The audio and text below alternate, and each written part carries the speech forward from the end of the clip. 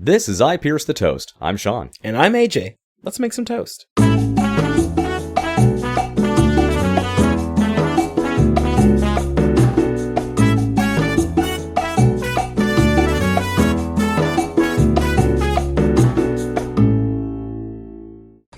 Welcome back to I Pierce the Toast. AJ, how are we doing this week? Hey, Toasticles. I'm doing great. How about yourself? Well, in anticipation for you once again reminding me that we should be saying IPTT, I went ahead and I looked up IPTT to see what else I came up with. Did you also realize that you should just start saying it? And you don't need me prompting you. I was going to tell you, I was on board. I was ready to go with that. Uh-huh. One little problem, though. There's actually a website called IPTT.us because it is a nationwide push-to-talk product retailer. PTT, push-to-talk. Oh, so you mean if you push the play button on our podcast, we talk. So it's push-to-talk. I mean, it makes perfect sense to me. I see what you did there. I'm proud of you. Oh, so my wife has me watching the Final Destination movies again. Oh, I love those movies so much. They're so good. And we just finished number 4, so we've only got one left, thankfully. But on number 3, there is an actor, and I had to point this out to you because I thought this was amazing. His name is Texas Battle. What? Yeah, you heard me right. Texas Battle. Which character was he? Do you remember I think he's supposed to be like a football player, and in the very beginning of, do you remember 3 that was at the amusement park? Yeah, the one with the roller coaster. The tanning salon scene. Yes, yeah. Yes, the one with the tanning salons. And remember the guy that dies because the weights fall and smash his head? Mm-hmm. That guy. His name is Texas Battle. Oh. Isn't that badass? Well, that's fun. Like talking about winning the goddamn name lottery. I'm just confused on why you guys just decided randomly to start watching this. I think it's because there's been a resurgence of Final Destination interest on TikTok. Especially because it's kind of a millennial thing, and millennials are now in our 30s and 40s.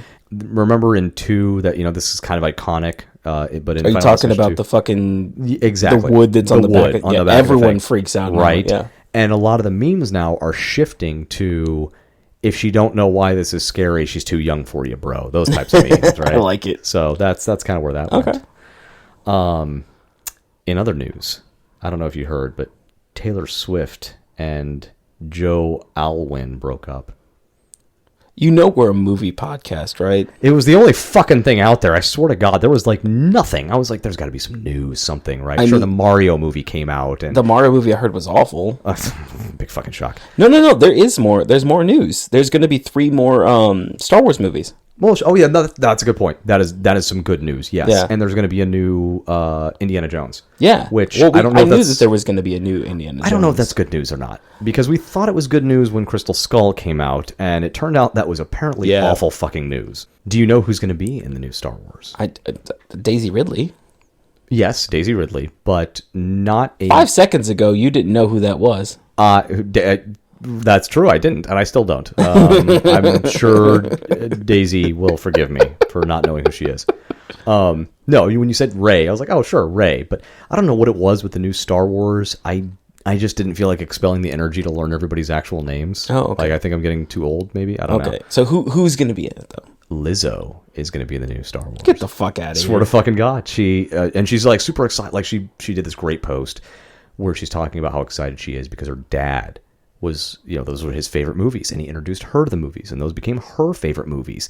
So when the director or the producer, I'm not sure who it was, called her up and said, hey, we want you to play this specific character in this, some of these Star Wars movies, she was like, you're fucking absolutely right, I will. So yeah, she's going to be. I can't remember if it's these 3 or is there any other Star Wars stuff going on? There's a lot of shows and things like that. So it might be one of the shows. I could be mistaken here, but yeah, Lizzo's getting involved with the Star Wars universe. So in a parsec, she's going to need a little lightsaber to pump her up. You feel good about that? I do. You happy with yourself right now? I really am. Pleased with your work? I mean, I really am liking what they're doing with the Star Wars universe right now. It seems as if they're fixing a lot that happened. The Mandalorian is leading into a bunch of things.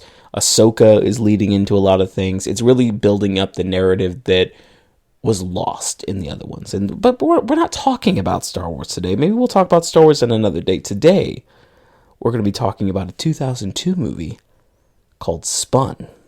Yeah, about that. I love this movie. I really do. I see, as I watched this, because you said you wanted to do this film and I'd never heard of it, I was like, Yeah. I should probably at least have some familiarity. As I'm watching it, I thought to myself, oh, I see why AJ loves this. It's his way of torturing other people. I was like, this is his revenge for Lost Highway. That's what he's doing. He's getting me back for making him watch Lost fuck Highway. Lost Highway.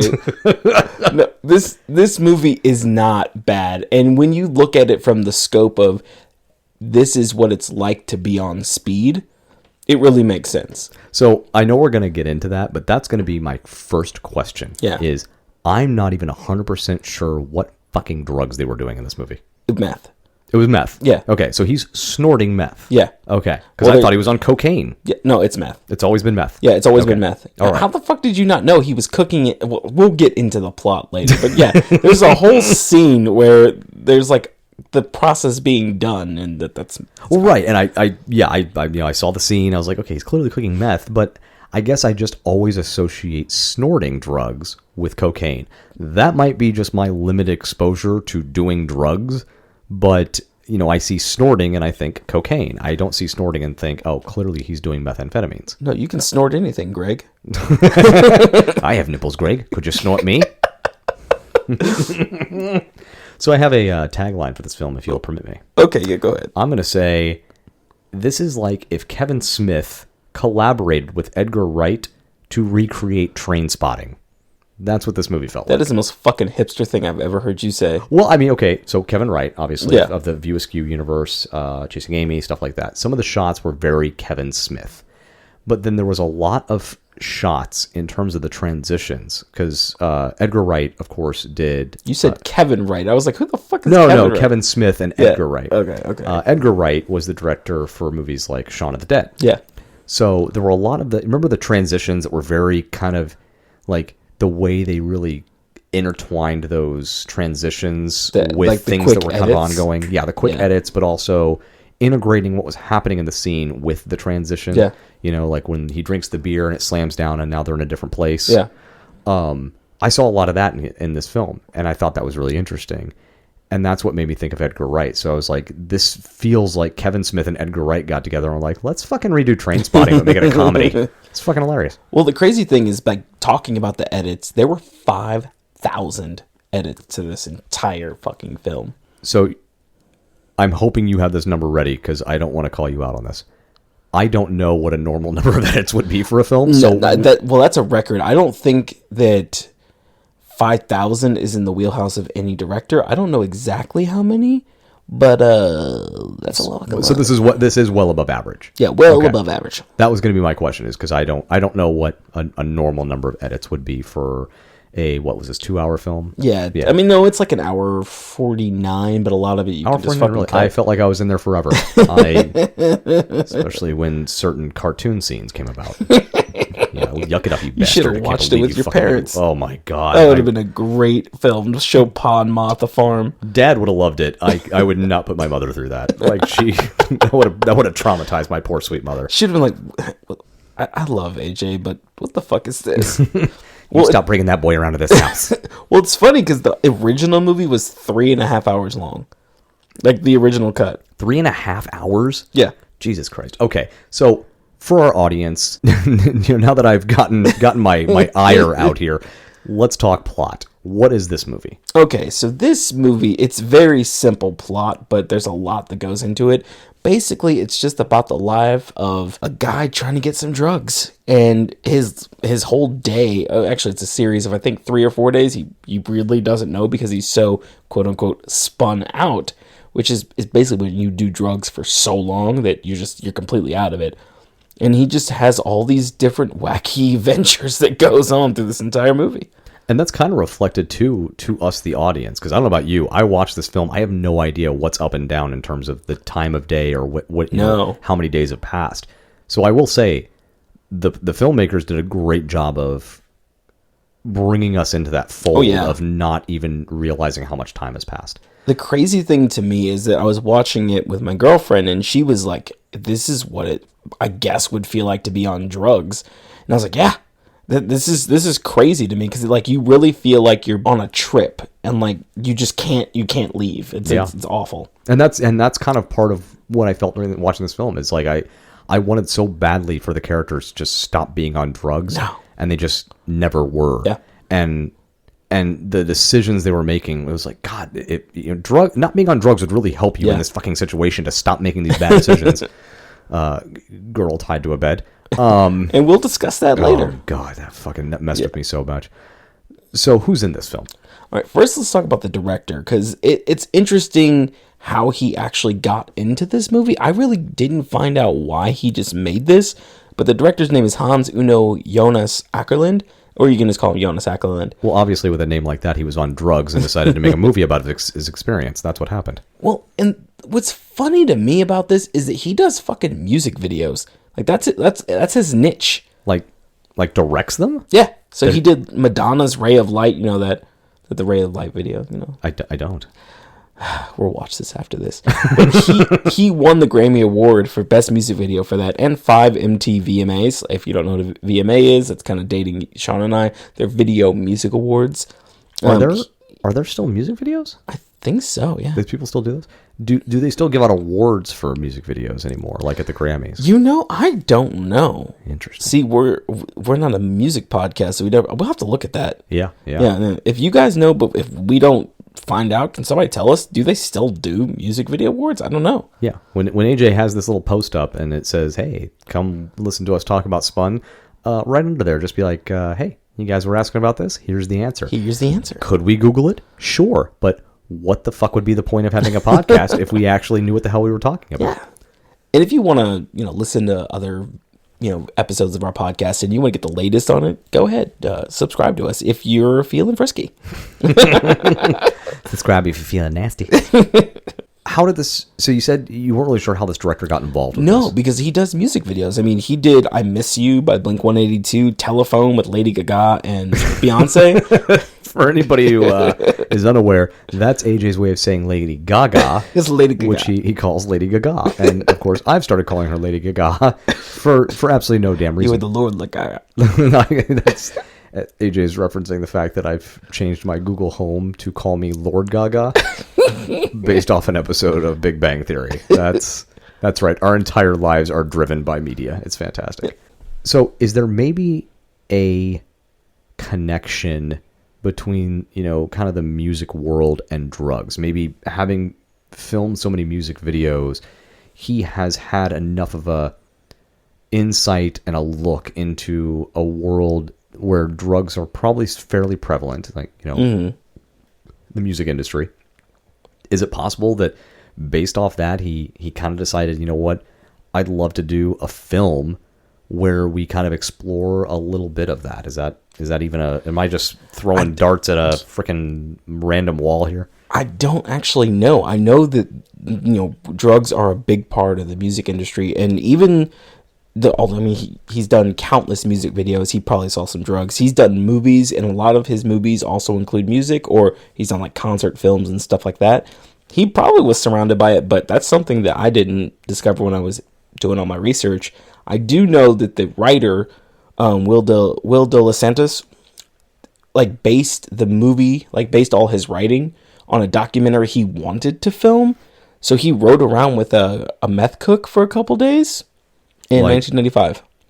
What do you mean? Was he just in the house with him doing the cooks? No. He was riding around, how Ross does in the movie. We'll discuss later. You guys will understand what we're talking about. But just riding around in a car with. So interesting. So almost the writing is almost his experience of just riding around with a meth cook, yeah. but from a writing perspective, instead of just this sort of him autobiographical thing of him riding around with a meth cook, he was like, well, what if I write this from the perspective of somebody who does meth, riding around with a meth cook? Interesting. And the movie was produced by 20 different people. I think it's actually more than 20, but 20 co-producers and producers. The only 4 that were the head producers were Chris Hanley, Fernando Solican, Timothy Wayne Pertinel, and Danny Vinnick. It seems as if they all kind of go in the same... I mean, it seems like they all kind of flock together, because both Hanley and Purtnell did Buffalo 66 and The Virgin Suicides together.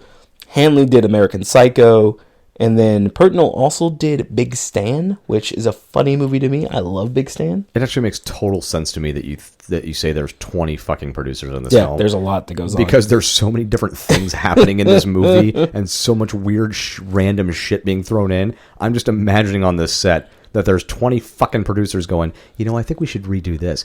I think we should add this in. I think we should put this in. And then the finished product is this fucking mess of shit of random plot lines that seem to go nowhere, because that does kind of happen. The other two producers, Fernando Solican, he actually has some really good credits under his name. He's got Snowden, Alexander, and Malcolm X. Oh shit! So he's a heavy hitter. Yeah, he was the associate producer on Malcolm X. See, that's interesting because Malcolm X was what 1990s. Yes. And then Alexander was late 90s, early 2000s, something like that. Yeah. And then Snowden was more recent in like what late 2000s, 2010s even maybe. I think so, something along that lines. And then, so it's interesting, he's got these really big credits of, some pretty important pieces, to be honest. I mean, Snowden, Malcolm X, those are actually really important film pieces. And then he does Spun? Well, he did Spun before those ones. So. Well, wait, Spun I guess he did Malcolm X, then he would have done Spun. Right. Then Alexander and Snowden. Yeah, so Spun is just interspersed in this collection of great films. I guarantee it was probably a favor to the director, because you'll see, we'll talk about this later, there are so many fucking cameos in this. Yeah, I saw your list of cameos, and I plan on quizzing you on every last goddamn one of them, because I missed most of these. I think I saw one of your cameos in there. Was it Ron Jeremy? No, I didn't see Ron Jeremy. Oh, okay. I saw Josh Peck. Oh, because he was a kid. Yeah, he's a kid. Yeah, I even pointed that out to my wife when we were watching it. That I was like, "Oh fuck, isn't that Josh Peck?" Yeah, and she's like, "Oh yeah, totally." So what'd she think of it? Did she walk away? I think she made it through half the film before she was like, "And I think Bed is calling me." Yeah. I didn't expect her to make that through this one, because I had no expectations going in. I didn't really know what the movie was about. All I knew was Jason Schwartzman, and that was really all I should have needed to know. That should have been like, yep, that's what we're going to get out of this. Yeah, the reason we're laughing so much about this is, you guys, when we go into the plot, you'll understand why it's comical, and I personally like the movie. Some of you will not like this movie at all, and that's okay. This is just my slice of toast. There is one last thing I'm going to talk about with the producers, and that's Danny Vinnick. I could only find one thing that he did, and it's called Porn Star Pets. And I purposely did not look this up before before we actually started airing, because I wanted to see both of our reactions. And looking into this, it looks like it's about 22 adult film stars that just interact with pets. So it's not even their pets. It's like they're just interacting with pets. I think it's their family pets. It's like, hey, I'm a porn star. I do this for a living. Here's my pet. It's like bringing your pet to school. I mean, I guess I could kind of see how this... When was this made? Is this a recent thing? Porn star pets? No, It's not recent. It would have been in the 2000s. Because I can almost see, especially with the modern lens of trying to normalize and appreciate sex work, it almost might make sense to go, hey, porn stars are just normal people. Yeah. They, here's them interacting with pets. They're just, you probably see them on the street every day and don't think twice about it. They just have a line of work that might be a little bit different than yours. So I might be able to understand it in today's realm, but in the early 2000s, I'd have a hard time imagining what the driver was there. That's odd. I don't know. I do want to say to all the viewers out there, if you're interested in looking at what Porn Star Pets is, you might want to go in an incognito window, because things that come up when you try to look at the videos won't necessarily be what you think it is. This is a twerking poodle? What is it? There'll be other things. All right, so now let's roll into who's in this movie. Yeah. Who we casting here? We got Jason Schwartzman as Ross. You'll know him from the Grand Budapest Hotel as Monsieur John, Scott Pilgrim vs. the World as Gideon, and he's going to be in the next Spider-Verse movies, which I think is really cool, as Jonathan Ulm or Spot. Oh, badass. Yeah. I actually, when I hear Jonathan Schwartzman, I can't You help mean but... Jason Schwartzman? Sorry. When I hear Jason Schwartzman, I can't think of anything except his role in Parks and Rec. Do you remember? No. He was... I'm going to tell you that right now, no. He was the guy that owned the movie store that was going out of business because... And it's funny because you constantly accuse me of this. Because he only wanted to show super hipster films. And Yeah, so that's you. he didn't have anything like Disney or kid-friendly or family films. So you like or, Chocolat? not even like even worse. Like they were film titles. Obviously, they were made up for Parks Yeah. and Rec, but it was things like Rashomon and like he was talking about. There was one Tears of My Blowhole, which is like was supposed to be a film about the whaling industry, and he's like, it's quite nauseating. And then she's like, and then Leslie, the main character, is like, okay, well, I'll just take some red vines, and he's like, oh, actually, we don't have any of that. All we have are Japanese slime candy. It's like, just like super hipster, and that's all I can think about it when I see Jason Schwartzman. So seeing him in this was a huge departure for me. It's a way different role than you're used to seeing him too, because he really plays this burnout stoner very well. Oh, he not really does. stoner, like not even stoner, meth head, like Yeah. straight up. And he does an amazing job. Oh, I yeah. will say that. Of all of my objections to the film, none of them were Jason Schwartzman's performance, because he did a phenomenal job Oh, yeah. of convincing me that he was both, because he really rides a line in this film Mm-hmm. of both being hero and villain in a weird way. Because there are definitely scenes where I'm like, you are an absolute piece of garbage, and there's other scenes where it's like, what you're the good guy now? What the hell? We kind of talked about this last week with Dave's character, where he's not really a redeemable character. At the end of this, I'm gonna pose it to you. Do you really think anyone in this is redeemable? But we'll discuss that after. Good. That's good. So moving on, we got Mickey Rourke. Oh yes, Yeah, Mickey Rourke. he plays the cook. Now, the cast list is going to be long, just like it was in Fried Green Tomatoes. I'm sorry, but you have to know who these people are, because they don't have real names. Only Ross and a couple of the other main characters have real names. Everyone else is just the cook, the neighbor, this. So you just have to know this is who I'm talking about when I say this. Well, except John Leguizamo, because he's He's Spider Mike. He's Spider Mike. Spider Mike. So what do we know Mickey Rourke from? Well, I know him from Once Upon a Time in Mexico as Billy Chambers. He was in Sin City as Marv.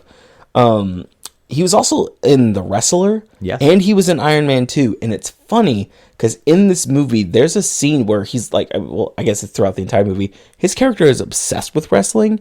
And he also makes a like reference to going to Russia. And I'm like, huh, that's funny, because he played the wrestler in The Wrestler and then went on to play Whiplash in Iron Man. And who was both of Russian. those credits were after this film, Yeah. weren't they?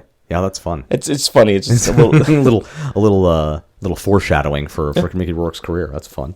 Now, one thing I didn't know about Mickey Rourke, he was a boxer. Oh yeah. I didn't know that. That's kind of how he got his start, wasn't it? Well, I guess he was an amateur boxer. Then he went to acting, had a bunch of bad movies in the 90s. Then he went back to boxing and then back to acting. Okay, so he's got ADHD. I can appreciate that. All right, good for Mickey. But yeah, that's the cook. And The cook. the cook in this movie is just an enigmatic character. He is very, like, you never know what his temperament is going to be. No. And I think that is somewhat descriptive of a meth person, a person who's addicted to methamphetamine in general. Yeah. You don't know what their temperament's going to be from one minute to the next. And that's really how I felt about Mickey Rourke's character. Yeah. I didn't know how he was going to react to things that other characters were telling him or saying to him. I didn't know if he was going to react positively or if he was going to be... Because sometimes he was super chill, and it was very surprising. Yeah. And then other times it was very innocuous things, and he had no chill. So, yeah, absolutely. Moving on, we have the late, great Brittany Murphy as Nikki. You know, we all do know that, well, most of us know, Brittany Murphy did die in 2009. I forget exactly what it was from. I want to say it was drug or alcohol related. I don't think I couldn't it was. tell you off the top of my head. I think it was a heart thing. I don't know. I'm unfortunately, guys, I didn't look that up. But somebody, please. I'm gonna look it up right now. Actually, Sean's looking that up right now. But you guys will know Brittany Murphy from 8 Mile as Alex. I know her from Girl Interrupted, which is a movie about just like mental illness in general. She played Daisy, and the big one that a lot of people will recognize her from is Clueless. She played Ty Fraser.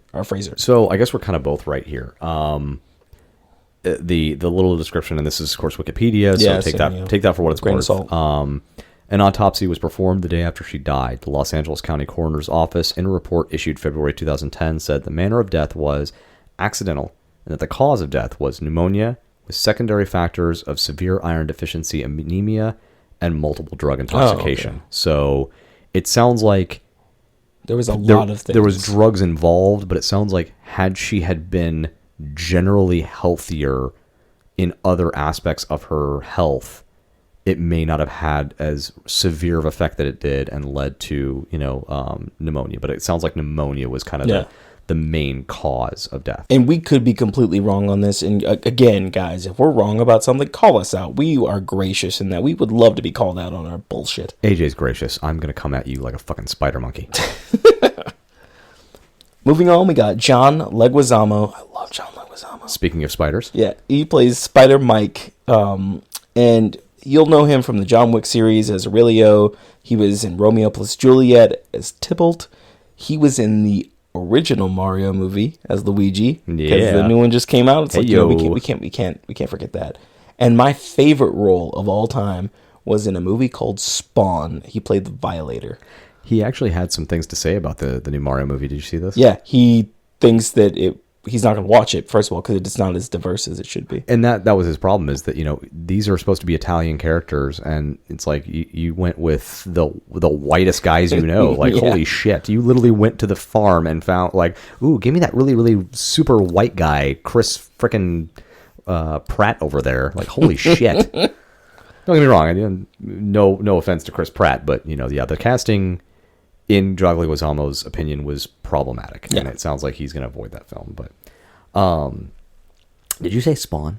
Spawn, yeah. Spawn, that's right. He was the little he's the Violator, little clown, the little clown dude. Yeah. Is that what the character's name was? Violator? Yeah, the Violator. I had no idea. I just always knew him as the creepy little clown dude because he was amazing in that role. Love that one so he much. did so well. Then we have Mina Suvari as Cookie, and you guys will all know her from the American Pie series as Heather. She was in American Beauty, which is funny that she was in American Beauty, because if you look at the cover art for this movie, it's a spoof of American Beauty. And a lot of people thought that was her stomach, but it's not her stomach. I think it's the character that plays April, whose stomach that is. But she plays Angela in American Beauty. And then for all of our nerds out there, Final Fantasy VII, the movie, Advent Children, she was Aerith. Fun fact about Mina Suvari. And I only know this because I swear they only even made this film just to put her in another film with the word American in it, because she was in, obviously, American Pie series. Mm-hmm. She was in American Beauty. She was also in a film with Bob Hoskins called American Virgin. I have not heard it. Was not good. It was a terrible movie. It is not worth watching. And that's, Bob Hoskins obviously is great, but no, it was a garbage movie. I don't recommend it at all. And I literally, to this day, think the only reason they made it is they were like, oh, hey, Mina Savari's been in like all these movies with the word American in it. Let's give her another one.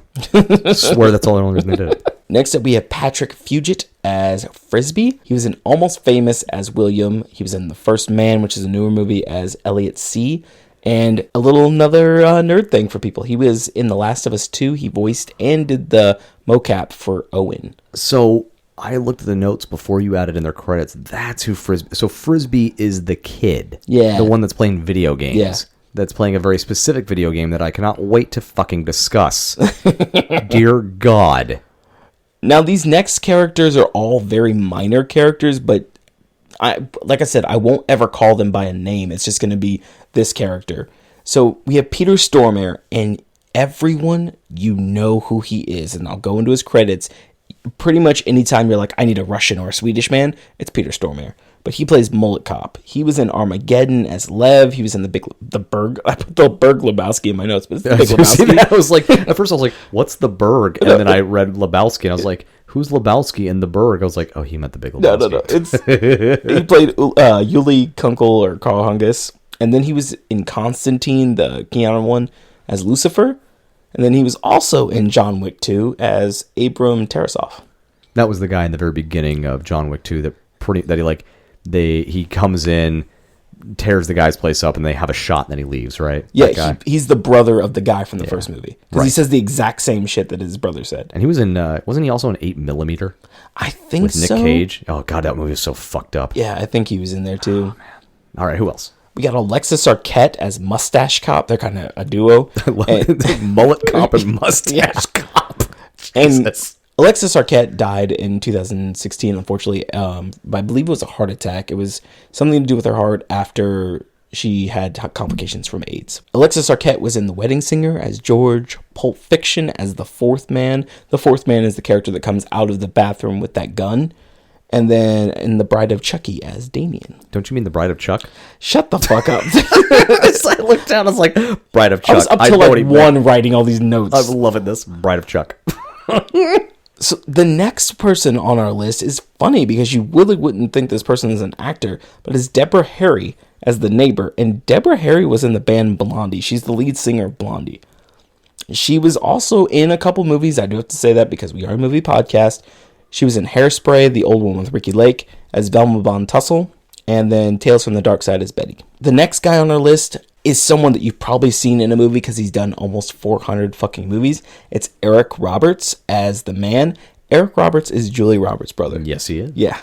He was in The Dark Knight as Sal Maroni, and then he played himself in The Cable Guy. What? Okay, I saw this note. I don't remember that at all. I think he's just on TV. Is that what it is? I think so. Okay. That makes sense. So, yeah. That makes sense. And then we have Chloe Hunter as April. She has really no credits, but I do want to say that she was in Leprechaun in the Hood. Is April the one that gets tied to the bed? Yeah. Oh, okay. Gotcha. Yeah. All right. Yep. Mm-hmm. But yeah, she was in Leprechaun in the Hood as waitress number 2 and Down to You, which I don't even know what the hell is. Yes, that incredible performance by waitress number 2. Yeah, waitress number 2. No, everybody has to start somewhere. Totally cool. But I take it that means nothing recent, unfortunately. No, there's nothing after. I forget exactly what year it was, but there's nothing recent. Down to You was the last thing she did, and she played Megan. I mean, when you get your eyes duct taped in a movie, that might just be time to call it quits. Yeah. That might just be where you say, I think I'm all done here. We're almost done with the cast list, but then we're going to run to some cameos, but we're getting there, and then we will not talk about the cast list again. I'm going to say their names, and that's it. We have Nicholas Gonzalez as Angel, who is just, I'll just refer to him as the gang member later on. Oh, that guy. Yeah. Okay, thank you. Yeah. I was like, Angel, who the fuck is this character?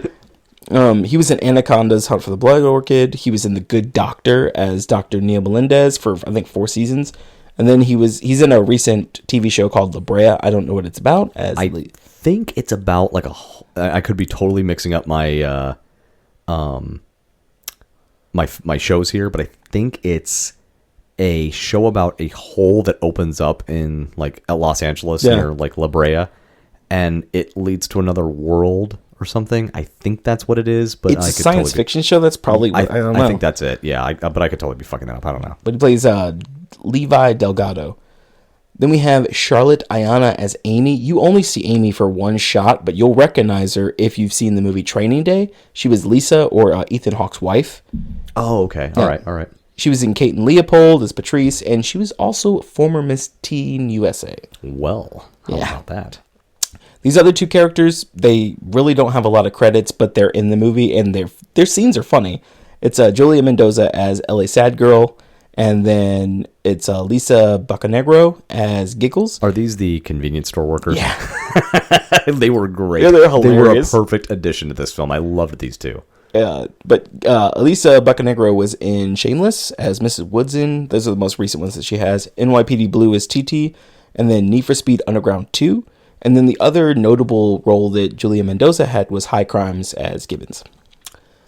Now we're done with the cast. And like I said, I'm only going to be referring to them by their names. I'm not going to talk about their descriptors or anything. And their names are literally just Ellis Sad Girl, Giggles, Angel, April, The Man, blah, blah, blah. That's all I'm going to refer to them as. Now we get to talk about some cameos, because I think this director called in every fucking favor that he could for everyone, because Ron Jeremy's in this movie, Josh Peck is in this movie, Larry Drake, who was in LA Law, is in this movie, Billy Corgan from the Smashing Pumpkins is in this movie, Rob Halford, who's the lead singer of Judas Priest, he's the porn star clerk. That was Rob Halford? That was Rob Halford. Holy shit. I was sitting there wondering. I was like, wait, where was Rob Halford in this? And honestly, where the fuck was Billy Corgan in this? It's a very small role, but he's in this movie. And it makes sense, because I realized, like, while I was watching this, that half the fucking music is Smashing Pumpkins. Yeah. Yeah.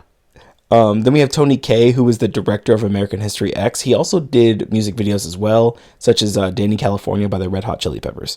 But all of these people make appearances, and there's even more than that I didn't put in this list, that just watch it, you'll see these people and go, oh shit, that's who that is.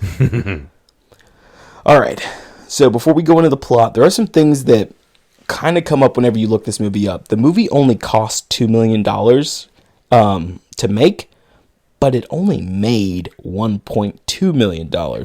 Now, there is a fact that's out there, and I cannot corroborate this one. It says it maybe made $42 million in video rentals. I don't think that's true. It could have happened. I mean, I think the problem with this film in terms of trying to make money off it was always going to be, how the fuck are you going to advertise this film? I mean, yeah. First off, what's the rating on this? Was it R or was it NC-17? It's R. Because, dear God, it definitely seemed to be trying to dip its toe in the NC-17 there was some level. Shit was there going was some on. shit in this fucking movie. So I'd be super shocked if that film hadn't, had to fight for that R rating if it wasn't NC-17. Oh, yeah. And I have to assume based off that, because even Kevin Smith's View Askew films got some pretty decent airtime for advertisement. But how the hell were you going to advertise this film on anything? I really don't know. I mean, I don't remember seeing this movie when it came out. I watched this years later, and I was like, how the fuck did I not see this? And that's what I thought, too, when I watched this, because I had never heard of this. And then, just for anybody who's listening, based off of everything AJ just said about the film in terms of who starred in it, you're probably thinking the same thing I did. How the fuck did I never know this film existed? Well, what's even crazier to me, even with the stars that we have, like Deborah Harry's character was almost played by Madonna. Oh, that's insane. Oh, yeah. Madonna. Or, and Ginger Lynn, who's a porn star. They both were tied in to play this movie, but they both had to back out. I wonder if they looked at the script and went, yeah, no. Well, I mean, for that character, it's like, I don't know why you'd care, because it's not like those character... It's not like Debbie Harry's character in this really had any... There was no problem scenes for her, really. She was more of kind of a offshoot savior, so I don't know why that would be problematic unless they just had a moral objection to everything else about the movie. Else. We're going to get into the plot now. Now, things in this movie happen really quick, and I will say that the plot that I'm going to describe to you sounds pretty concise, and it sounds pretty straightforward. That's not how it goes in this movie. There's so many different, cuts, and there's so many different transitions, and there's some weird shit that goes on in the background in some of these scenes, and you just have to watch for yourself. But going into this, it opens up with Ross. Ross is going to go score some meth from Spider Mike, and he pulls up to this house, and it is an absolute piece of shit trap house. The classic trap house. He walks in, and he sees Spider Mike, and Spider Mike lives with his girlfriend Cookie, and he has a lot of frequent visitors throughout the day. Two of the people that are just hanging out are Nikki and Frisbee. Frisbee's in the corner playing this game where he's just beating these monkeys. Oh no! Don't you skirt over that.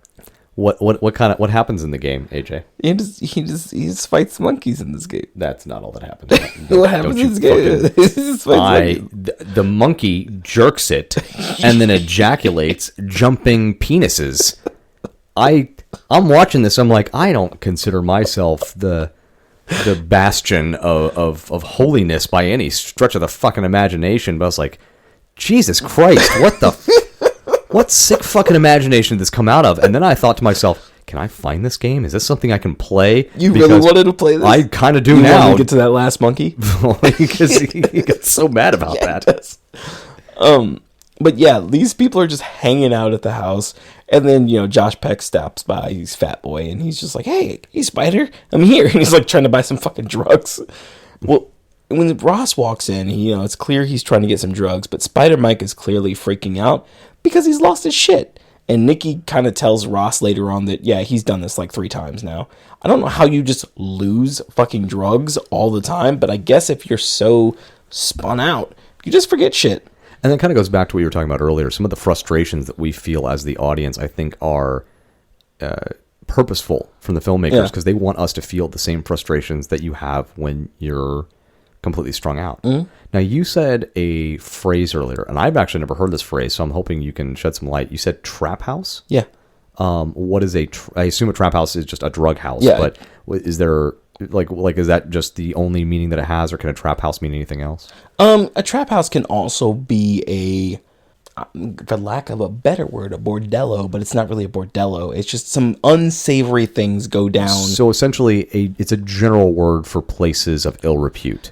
Yeah, but they're really, really shitty. Shitty places. Yeah, of they ill have repute. to be run down. They have to be like basically falling apart. You walk in and you're like, I really don't want to sit down in this place. So for for the imagination of anybody that's listening, I'm kind of picturing those places where like the cops or some other investigator will come in and they just see these junkies strewn about everywhere on dirty mattresses, things like that. Is that kind of the idea of the trap house? Gotcha. Just to paint a picture of this house, the floors are filthy. The couch is sunken in. There's like basically just nasty stuff all over the walls. The kitchen's in disarray. The bedrooms are nasty. Everything in this house is just fucking filthy. And graffiti all on the outside. Yeah, it's awful. And, Ross is really just trying to get drugs. Like, he doesn't care about everything else that's going on. So the phone rings, and this kind of keeps happening at Spider Mike's house, but he doesn't want people to answer his phone. But Nikki picks it up. Don't know who's on the other line. I don't think you ever find out who was on the other line. And then Cookie hears the phone ringing. Cookie comes out of the back, and for some reason, her and Spider Mike just start fighting about the phone. It's a very odd time. She's like, Michael, who called on the goddamn phone? I don't know, you fucking asshole!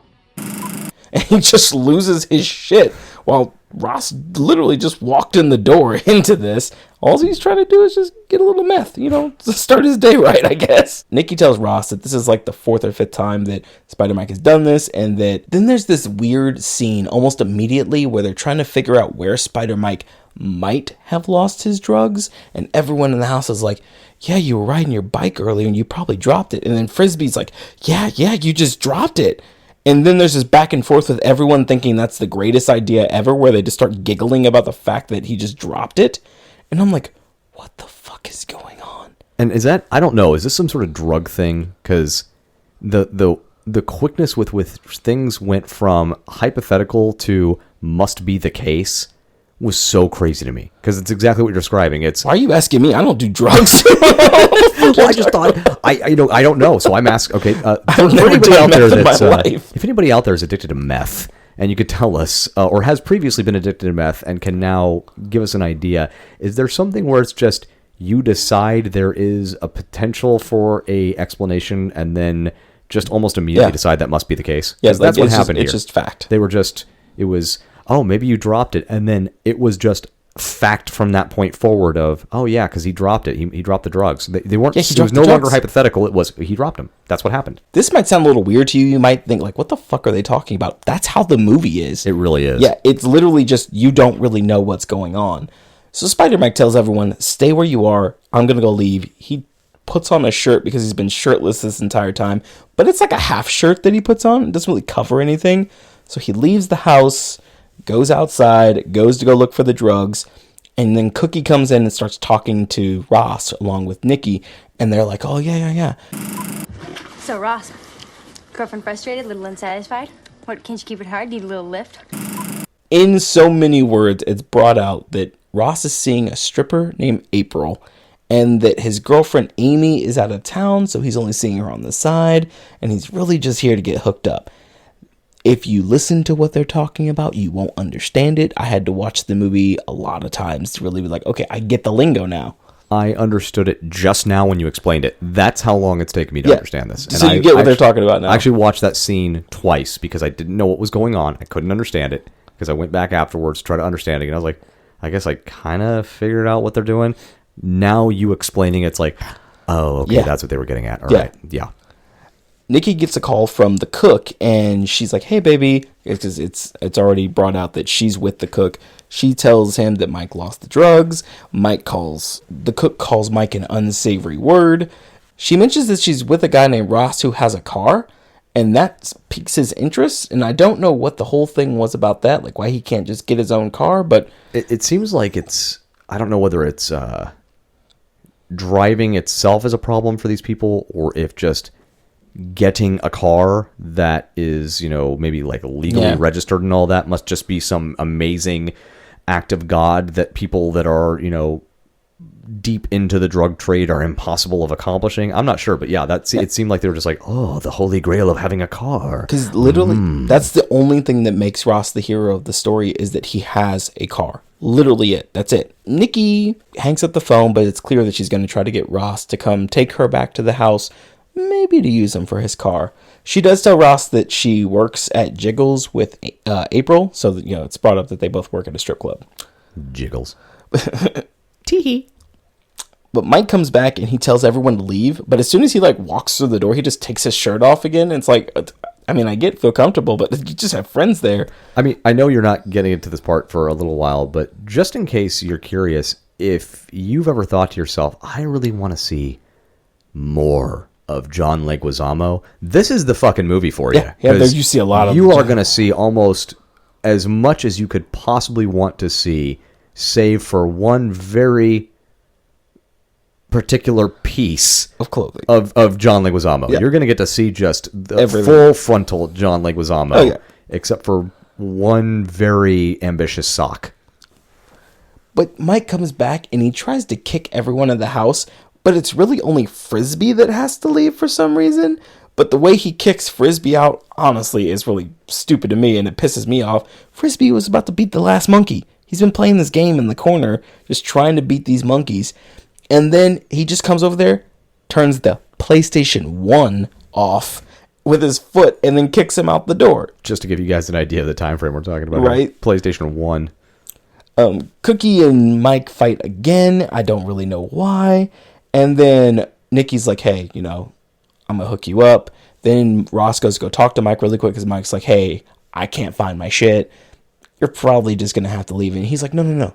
Nikki's going to hook me up. Then he gets weird about this, and he's like, no. If she hooks you up, it's not going to be her drugs. It's going to be from the cook. He doesn't say the cook, but that's who he's talking about. He's like, this guy's got the knowledge, man. He's the man. I'm like, what the fuck is he talking about? Has the knowledge. What the fuck is he talking about? So on the phone, too, when Nikki was talking about the car to the cook, I don't know why the cook asks this, but he asks what kind of car, and then they're like, oh, a Volvo, because he keeps calling Ross Volvo Boy later in the movie. And then he asks the color. Like, why does that make a difference? I thought the same thing. As like, you don't have a mode of transportation here. Yeah. Is the type of car going to change your decision to use him as a transportation mode? Like, is it like you hear Honda and you're like, well, fuck that son of a bitch. Like, what was the point? You're like, a Honda. Green? Oh, God. Oh, God. Oh, why?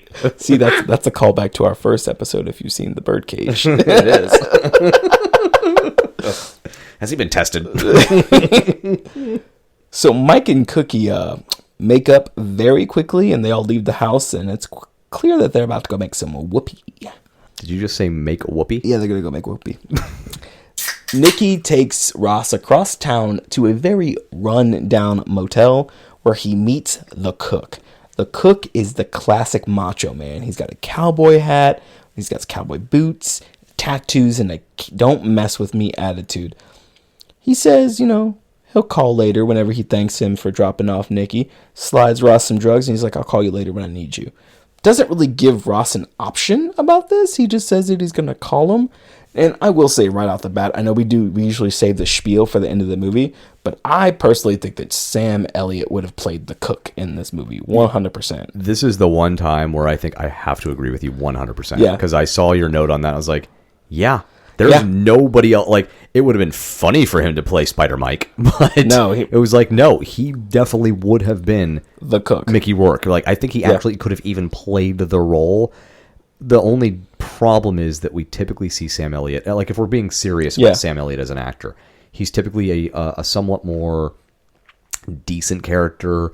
And hell, even in Thank You for Smoking, where he's playing this old cowboy that smoked Cools and now has lung cancer and was formerly the Marlboro Man spokesperson.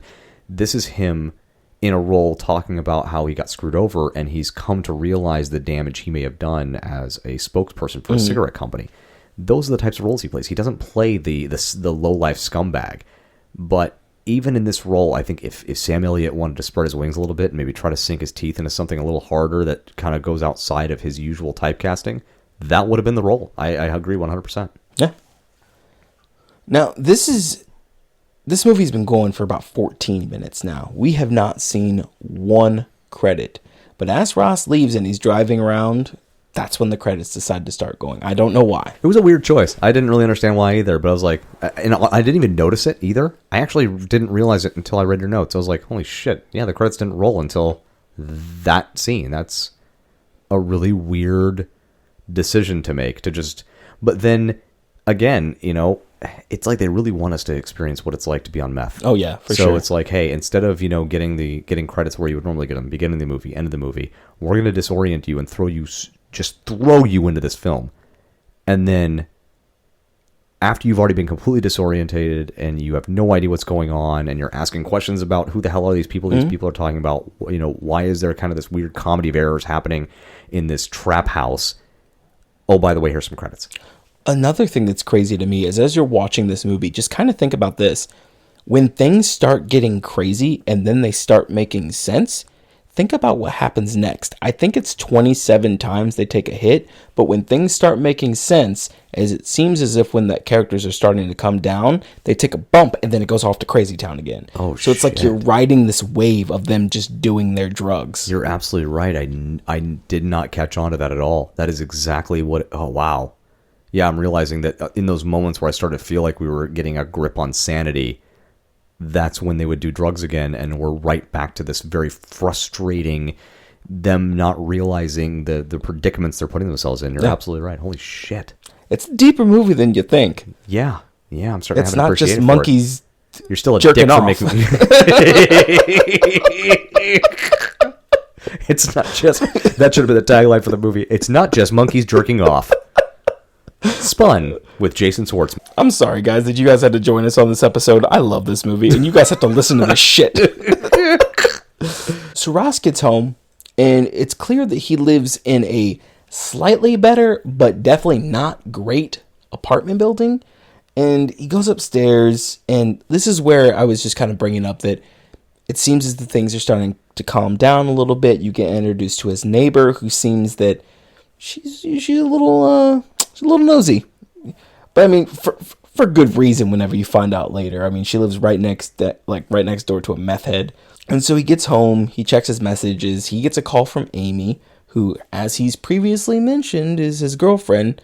But it seems as if that's not the actual case. She says happy birthday, well, belated birthday, but then she also tells him to pay the $450 he's owed her for over a year.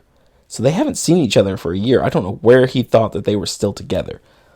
It's also shown during this time that the cook uses his room to cook meth all fucking day. And no windows. And no ventilation. Nothing. Oh, yeah. Just this tiny fucking...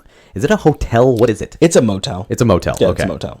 So there is nothing above a motel besides Ross's apartment, but Ross's apartment is a shithole. So as soon as he gets home, he does drugs. And as I said before, it seems as if things were calming down. Now it goes off on its own Alice in Wonderland adventure full of cartoons and all this nonsense. Are you going to talk about the cartoon? No, I want people to experience the cartoon. Just remember what we were talking about in the Cool World episode, where it's a very sexualized cartoon. Think even more than that, but think like what's the word? Hentai? Is that I don't know enough about hentai to know whether or not this was hentai, but from what I've heard about hentai, the cartoon images I was assaulted by in this film, I would say, yeah, hentai sounds like it's probably the right word. Yeah. There's some weird shit that goes on. Because Ross goes in, he goes to the strip club, he talks to April, they go back to his house, and then they too make some whoopee. So the next morning, they wake up. Well, let me stop you there. Is it the next morning? Do we know when it is? I really don't know. Because there's so many times where you're like, is it the morning? Is it the night? Because there's a point where, and I'll mention this later, where he drives off, but it's night, but then when he gets back home, it's the morning, and it doesn't make any sense. And I don't even know if he went to the strip club like if it was during the day or if it was nighttime. I have no idea. Now inside the strip club, of course, it's dark. It always is. Yeah. Or so I've heard. And so it's we're kind of assuming it's night, and I think most of us probably just assume going to a exotic dancing club is going to be more of a nighttime activity. But when they're coming back home from this, I'm pretty sure it's daytime, isn't it? Or is it nighttime? Right now it's daytime. It definitely is the morning at this point. Well, it's definitely still daytime when they're done with their escapade. Their whoopee. Their whoopee. But yeah, I think they give us the impression that they are having, basically having sex all night. But again, you have no idea about the timeline because they really fuck with your sense of time in this film. So Ross gets a call from the cook, and the cook says he needs to come now. There's something wrong with Nikki's dog, Taco, who is, for some reason, very green. Like, the color of his fur is green. I'm glad you mentioned that, because you say very green. Kind of almost sounds like you're saying, oh, he's very, new to something. No. But no, literally green. He's the color green. The dog has somehow been colored green, which I assume is just a side effect of being around meth smoke. That's what I'm thinking. Yeah. Or she dyed him. I don't know. I know that's a thing that people do. They dye their pets. Maybe. I mean, people do dye their pets. I don't know if people do it and not realize they did it, because I don't remember her mentioning, because it's Brittany Murphy, obviously. Yeah. I don't remember her ever explaining why the goddamn dog is green. I don't know.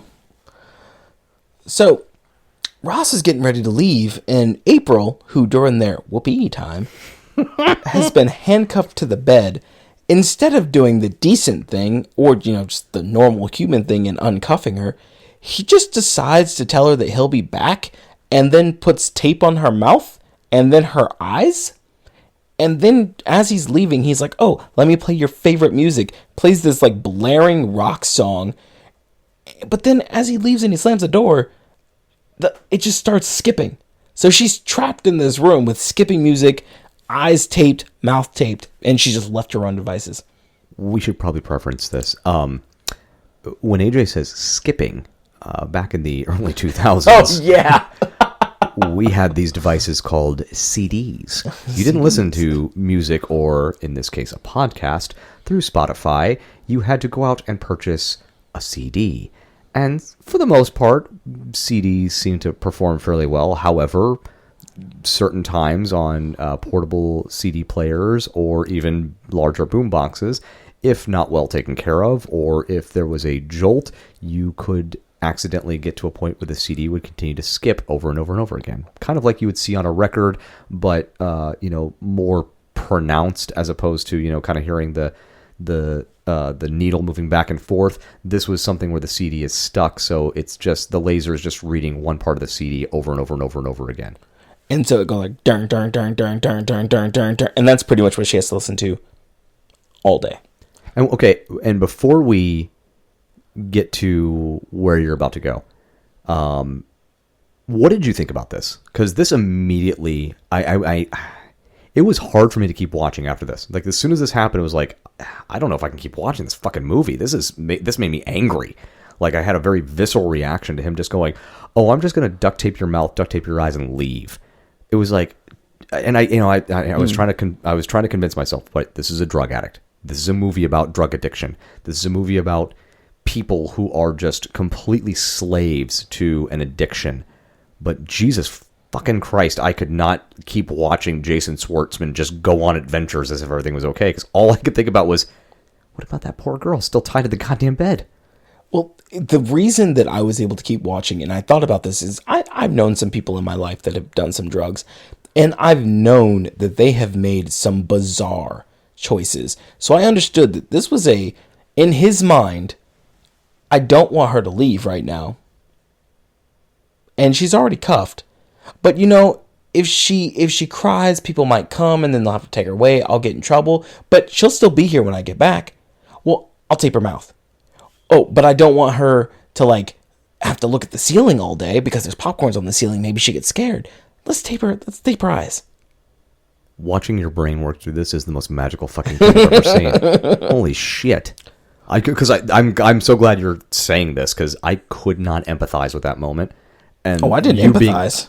Well, not, I mean, I can understand it. I mean, that's what I mean. When I say, I guess empathize is the wrong word, but you're able to at least provide some perspective of this could be what's going on in the mind of a drug addict. I had no perspective here. So all I saw was just, well, this guy's a fucking asshole. What a piece of human dog shit. I don't want to watch this guy anymore.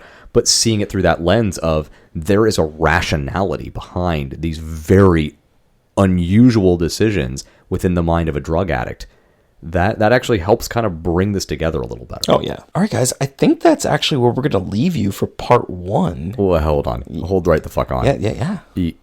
You're going to leave us with a girl tied to the bed with duct tape over her eyes and mouth with a skipping CD and force us to go to part 2? Well, I mean, think about this. Everyone else needs to go recharge for a minute. They need to go get some food. Maybe they want to watch what the fuck is going on before we dive into part 2. You know what? You're a man of genius, and I appreciate that about you. Well, if you guys do want to start watching this movie before diving in and consuming another episode, which will be up immediately after this, you can see it on Pluto TV, Tubi, Peacock, Vudu, Amazon Prime, Plex, and Freevee, all for free. All for free? Yeah, all for free. Now, when we say free, we do mean with subscription, of course. No, I think you will need maybe to sign up, but I think like Tubi, you don't even need a subscription. Well, isn't that just dandy? Yeah. I mean, there'll be some commercials and stuff like that, but yeah, you'll be free. Well, our music is created by Augusto Denise, logo by Arpon Design, mixing and editing is by IPTT Studios. And we want to hear from you and your own slice of toast. Tell us about the films that you think we and others should see, actors to showcase, or topics to discuss. You can reach us on Instagram at IPTT_podcast, email us directly at IPTTpodcast@gmail.com, or interact with us directly through the Spotify app. And as I mentioned before, the second episode will be up for immediate consumption. Thanks for listening. I bet you dropped it on the way back. You were on your bike and you just dropped it. Yeah. Yeah, no, you're right. Oh, yeah, you dropped it.